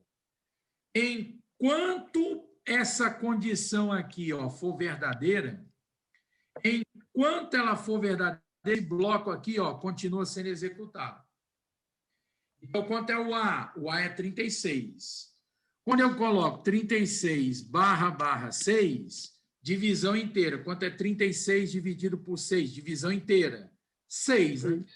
6 é menor que 7, isso aqui vai dar o quê? Verdadeiro. 6 é menor que 7. Enquanto ele for verdadeiro, você vai executar essas linhas aqui, ó. Primeira coisa, fazer o A receber A mais 2. Qual é o valor de A? 36. A mais 2, ou seja, 36 mais 2 dá 38. Então, o A assume 38. E ele manda imprimir o valor de A. O A está valendo 38. Ele vai imprimir 38. Terminou de executar esse bloco, ele volta para o while. Só que o A volta valendo quanto? 38. Aí você vai fazer 38 dividido por quanto? Por 6. Vai dar quanto? Como a divisão é inteira, vai continuar dando quanto? 6, né? Vai continuar dando 6. 6 é menor que 7, continua sendo verdadeiro. Como continua sendo verdadeiro, você faz o A receber A mais 2, o A era 38. 38 mais 2, o A agora recebe, no aqui recebe 40. Ele vai receber 40. Beleza? E vai imprimir A. Então, já está errado, porque ele iria imprimir aqui o quê? 40. Que o A recebe A mais 2, né? Então, a questão já se tornou errada. Aí, quando ele receber A, vale 40, ele volta para o while, só que ele volta já o A valendo quanto? 40. Aí você tem que fazer 40 divisão inteira por 6. O que vai continuar dando 6, porque a divisão inteira vai continuar dando 6. 6 é menor que 7? Verdadeiro. Aí ele vai fazer o A receber A mais 2, então o A vai receber 42. Aí ele vai imprimir o A, então ele também iria imprimir aqui o 42, né? E quando ele terminar, ele vai voltar para o while, só que aí ele já volta o A valendo 42. 42 divisão inteira por 6 já vai dar quanto? 7, né? 7 é menor que 7? Aí isso aqui daria falso. Então, esse bloco já não poderia mais ser executado. No final das contas, o que ele imprimiu? 38, 40 e 42. Foi exatamente os valores que foram impressos aí. 38, 40 e 42. O item está porque ele disse que seria só 38 e 42. Beleza, pessoal? Tranquilo aí? Top. Tudo certo. Pronto. Então, fechamos aí a nossa aula. Espero que vocês tenham gostado, que essas questões agreguem aí o conhecimento de vocês. E vamos continuar nessa luta aí, vamos continuar. Essa semana aí vai ser uma loucura, reta final. Tentar manter o foco aí, independentemente do que vai acontecer nessa novela aí da Justiça, vai suspender, não vai suspender. Vai ficar essa mesma novela da PRF. Aí tem gente que fica assim, em vez de ficar assistindo aula, vai ficar assistindo o vídeo do pessoal dizer se vai suspender, não vai suspender. É manter o foco. Eu sei que é chato, eu sei que é difícil, mas é manter o foco, né? Independentemente, se não for agora, vai ser em outro momento. E vamos para cima. O que não pode é essa semana vai ser, dá para pegar muita coisa. Uma semana de estudo dá para pegar.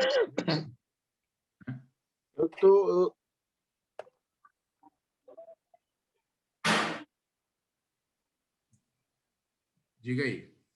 Libera o cupom aí, desconto. Beleza, vamos fazer assim, ó. Vamos liberar o cupom. Eu vou pedir lá para o pessoal liberar. Vamos fazer assim. Vamos liberar 40% de desconto, beleza? Vocês vão usar o cupom Revisando 40. Pronto. Eu peço para o pessoal criar o cupom Revisando 40. Vai ser tanto para o Python como para o R, 40%. Beleza? Faça assim. Comece pelo Python, depois pega o R. Você pegar aí um intensivo, cara, até segunda-feira você termina tudo tranquilamente revisando essa parte. E aí a gente tem, aí você pode entrar em contato lá pelo Instagram e a gente vai se comunicando e vai tirando as dúvidas e a gente vai seguindo para pegar muita coisa. Rafael. Oi, diga aí. Opa. Passa o link depois para o pessoal, no Hotmart, né? Isso? Na bio lá do meu Instagram tem o link para acesso aos 2 cursos. Tá, beleza. Vai lá na bio, aí lá tem tanto Python como R. E aí eu vou criar o cupom Revisando 40. Beleza, aí já compartilhamos aqui com o grupo também, né? Tem muita gente que não assistiu aqui no ao vivo, mas vai assistir depois, né, a gravação. O cara já pode aproveitar também a promoção, né? É aquela história, mais um pontinho ou outro daqui e dali juntando, né? Com certeza, você vê que tem muita pegadinha, muita situação. Se o cara não faz a menor ideia, ele vai se sentir confiante, às vezes, é uma coisa que eu percebo até que, como tem as características de cada linguagem, Então, muitas vezes, pô, eu já fiz tal linguagem, já tenho tal conhecimento, e o cara cai nesse detalhe, ele é nessa bobagem, né? Ele se sente confiante de arriscar. Exatamente. E se a gente for analisar friamente, cara, dá para acertar tranquilo.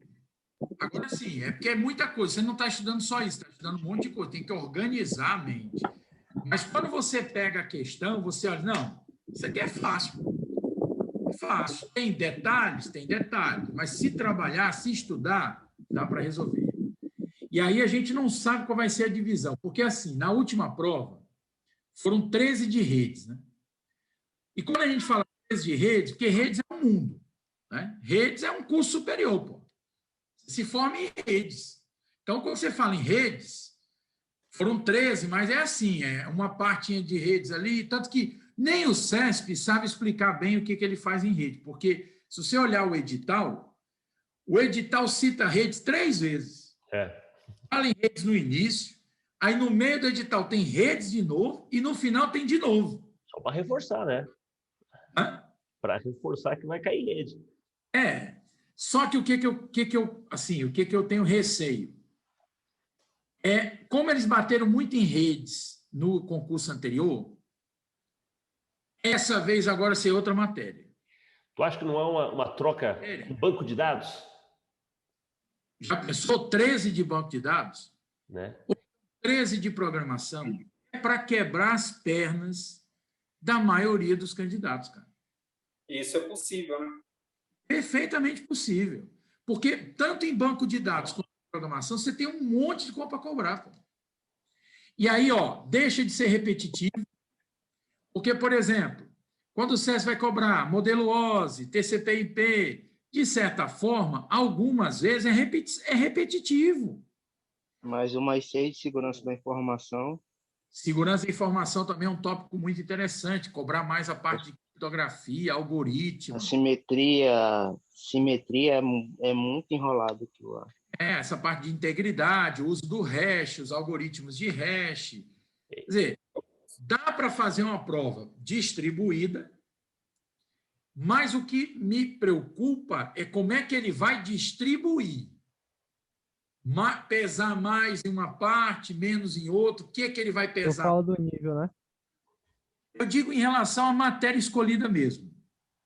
Por exemplo, professor, vamos botar 10 de banco de dados, 10.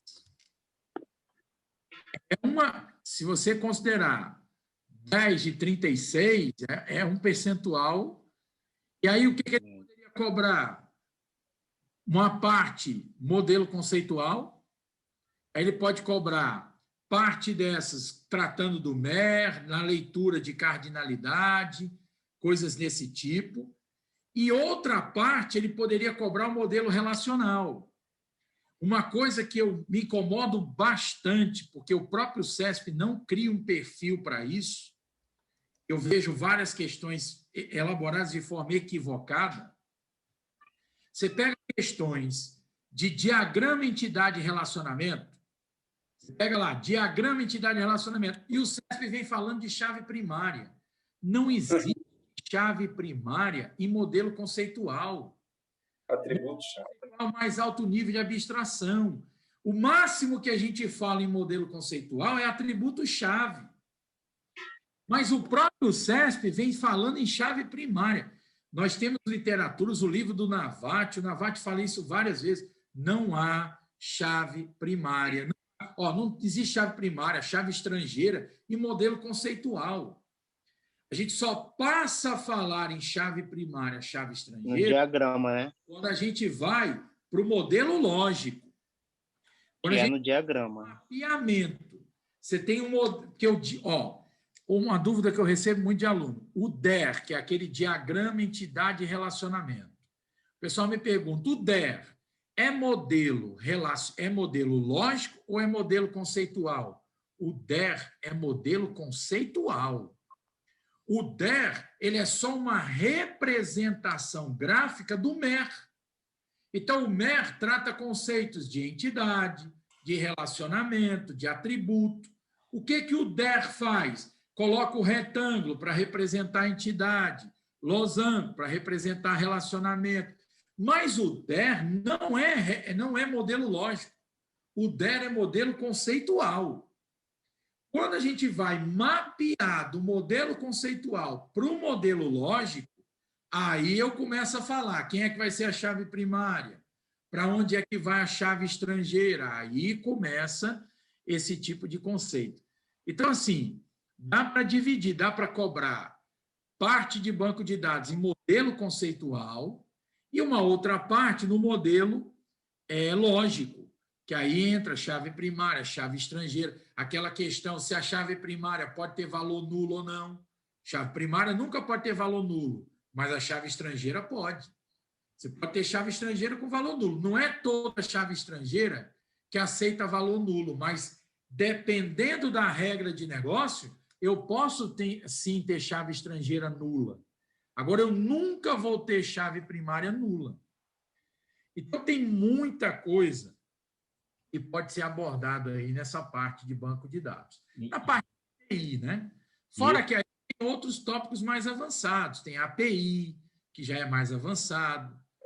Aí você começa a ver se vale a pena. Aí, esse tipo de questão, o API, aí você já começa. Às vezes é uma ou duas questões, vamos ver como é que vai ser. Aí tem que pesar o custo-benefício, né? Que vai gerar. Professor, se o senhor quiser responder, né? Não sei se ainda está no tempo. O que o senhor achou dessa questão aí, meio polêmica, né? Da nova geração do firewall que foi cobrada na prova da PRF? Ela possui ou não antivírus? Eu li que possui e li também que não possui. É essa dúvida mesmo?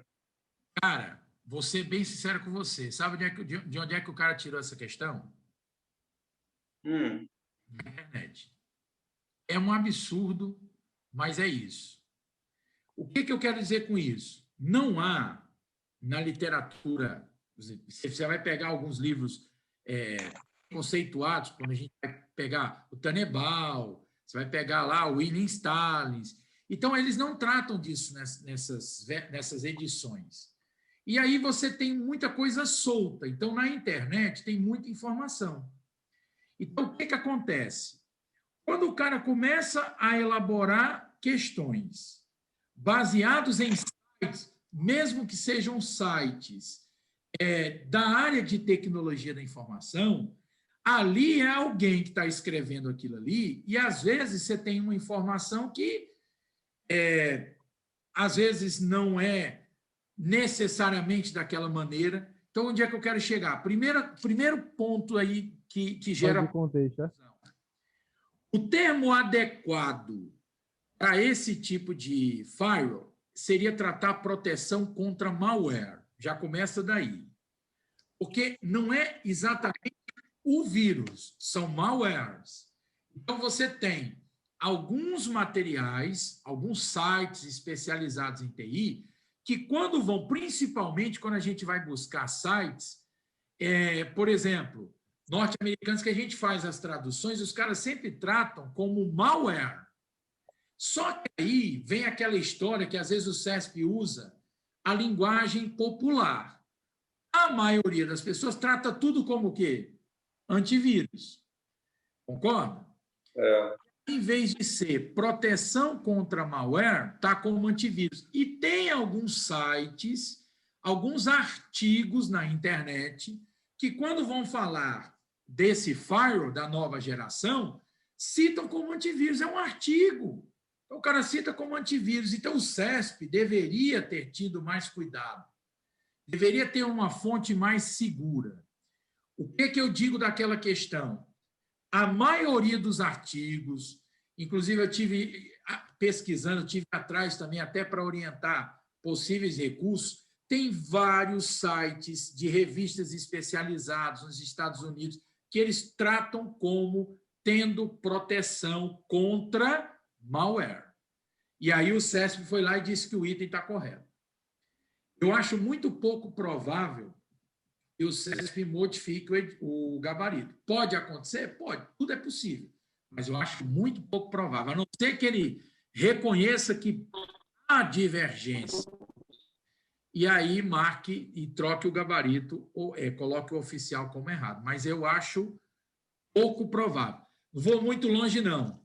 Na última prova de 2018, na prova de papiloscopista, o CESP chamou cavalo de Troia de vidros. É isso. E deixou como certo. Não mudou. Aí você diz, onde é que cavalo de Troia vidros? Nunca foi. Aquela de SMTP também. Ali já há uma outra discussão na questão da troca de mensagens entre servidores, né? O que também eu acho muito polêmico aquilo ali. Outra questão que ela anulou, falando que estava no edital. Teve uma que era de camadas, o TCP/IP 7 camadas, o modelo TCP/IP 4 camadas, o OS era 7, o CESP veio dizendo que o item estava fora do edital.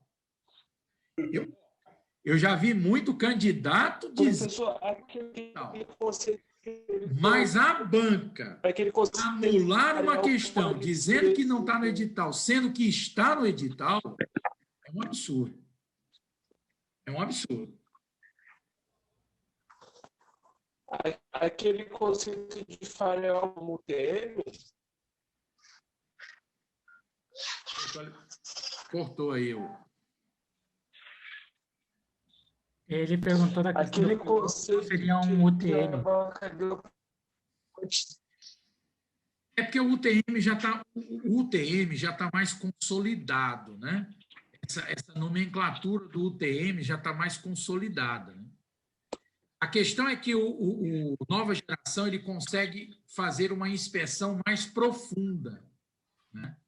Só que ele é algo que ainda está... É uma nova geração. Ele consegue fazer uma verificação mais profunda, mas o UTM... Seria de quarta geração, professor? Oi? Seria de quarta geração o comportamento? Se vinha na prova assim. Teria que ter uma fonte bibliográfica para tratar dessa maneira. Eles estão tratando como nova geração, né? Porque em 2018 é a segunda ligada à heurística, né? Mas aí é associada a antivírus. Entendeu? Aquela questão lá era relacionada a antivírus. Porque aí, na literatura, quando se fala em antivírus, se fala muito em primeira geração, segunda geração. Mas em relação ao firewall, você tem o firewall tradicional, que é esse que... O firewall tradicional não tem antivírus. O tradicional, que é o que já caiu diversas vezes em prova. Aí veio o conceito UTM, que aí é uma parte onde você tem um gerenciamento junto, ou seja, a ideia de um conjunto, é o UTM, e da nova geração, que permite uma análise mais profunda, né? Beleza? Então é isso aí, pessoal. Foi legal, prazer aí estar com vocês aí, e a gente vai se falando e vamos manter aí o foco. Valeu, professor. Obrigado aí pela aula. Márcio, valeu aí, viu, Márcio? Beleza. Valeu, Rafael. Valeu, professor. Cara, valeu, hein? Obrigado mesmo por ter participado. Valeu, tchau. Poder contar com a tua participação em outros momentos com mais calma, mais tranquilo, né? Vamos conversar depois, os concursos estão saindo aí pela poder trabalhar algo nesse sentido. Espero que o pessoal tenha gostado, né? Tivemos uma participação forte aí de colegas aí do Rafael, né, que tem aula com você, mas também o pessoal aqui de Curitiba, acho que matou um pouco da saudade, tá? Isso aí. Então, abração aí, a aula vai... Se não fosse a pandemia, essa semana eu estaria em Curitiba, né? Opa, né? E então parece seria em Curitiba. A bandeira também, não sei como é que ficou ainda, não cheguei a ver, né? Isso é uma coisa que pode afetar um pouco o concurso também, né? Porque as medidas que foram tomadas para a polícia rodoviária era dentro de um outro quadro, né? E aí, né, Dia das Mães, tudo foi afrouxado um pouquinho por causa do comércio, né? E agora, 2 semanas depois, a gente sabe que subiu em algumas regiões, não sei como é que está em Fortaleza, né? Mas aqui no Paraná tá complicado, né? Aqui em Fortaleza, por conta do lockdown, que foi até estendido, né? Os números caíram. Tanto que há uma flexibilização agora. Só que a gente sabe que essa queda é muito por conta do lockdown que ocorreu há um mês. Né? Então, por conta do lockdown, por todas as medidas, iam cair mesmo. O problema é que enquanto não tiver vacinação, fica esse fecha, abre. E está pesando aí, parece que tem alguns candidatos que fizeram a prova da PRF, testaram positivo para o Covid, e isso é uma dos argumentos que esse, mesmo que conseguiu eliminar da PRF, está usando agora. Com certeza o pessoal vai buscar essa informação mais completa para tentar a prova. Porque com essa nova cepa, né, com 3 dias já acusa, né? Antigamente você tinha que esperar 7, 8 dias para. Agora não. Essa nova Rafa, vamos fazer o seguinte, ó. Olha só. Se adiar a prova, tu vai voltar aqui no Revisando e vai dar outro assunto. Beleza, fechou. Beleza? Tá marcado já, hein? Na boa, eu quero que a prova siga. Mas se ocorrer isso, nada melhor do que a gente aproveitar o momento e encontrar de novo você aqui. Pronto, a gente faz banco de dados. Beleza? Então tá. Pessoal, um abraço a todos. Obrigado pela participação. Banco de dados, ó, já estão dando a dica aí, ó. Quer banco de dados. Cara, eu não olhei o chat, eu estava aqui, nem olhei o chat. Tinha alguma pergunta aí, não, né? Não, acho que não ficou nenhuma pendente. O pessoal foi repassando aí. Tá tranquilo. Tá tranquilo. Tá? Obrigado aí pela participação de todos. Boa noite. Não esqueçam de acompanhar lá no Revisando a agenda da semana aí, que tem mais uma semaninha de preparação, tá? Boa prova para todos. Abração, Rafael. Até mais. Tchau, tchau. Valeu, cara.